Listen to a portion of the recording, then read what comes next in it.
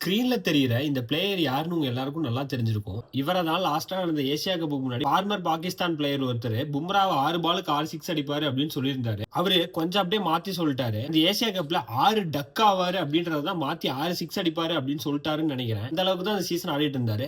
நேத்து இந்த சாம் அய்யூப் ஃபைனலா ஆஸ்திரேலியா கூட ஆடின ஒரு மேட்ச்ல 22 பால்ல 40 ரன் அடிச்சு பாகிஸ்தான 168 ரன் அடிக்க வச்சிட்டாரு. அதுக்கப்புறம் பேட்டிங் ஆடின ஆஸ்திரேலியன் டீம் 146 ரன் தான் அடிக்க விட்டாங்க. குறிப்பா இந்த சாம் அய்யூப் பவுலிங்கும் போட்டு 2 விக்கெட் எடுத்து 22 ரன்ல பாகிஸ்தான் டீமை ஜெயிக்க வச்சிட்டாரு. என்னதான் ஆஸ்திரேலியா உங்களோட ஃபுல் ஸ்ட்ரென்த் ஸ்குவாட் ஆட வைக்கல அப்படின்னாலும் இந்த சாம் அய்யூப் பண்ண பெர்ஃபார்மன்ஸ் கொஞ்சம் வியப்பா தான் இருக்கு. வழக்கம் போல நம்ம பாபர் அசாம் T20 மேட்ச்னாவே நான் ஓடிஐ மாதிரி தான் ஆடுவேன் அப்படின்ற மாதிரி தான் இன்னைக்கு ஒரு 20 ரன் அடிச்சு வச்சிருக்காரு. இதுல என்ன ஒரு விஷயம்னா அவங்க வேர்ல்டு கப் ஆடுவாங்களா மாட்டாங்களான்றதே ஃப்ரைடே தான் கன்ஃபார்ம் பண்ணுவேன் அப்படின்னு சொல்லியிருக்காங்க.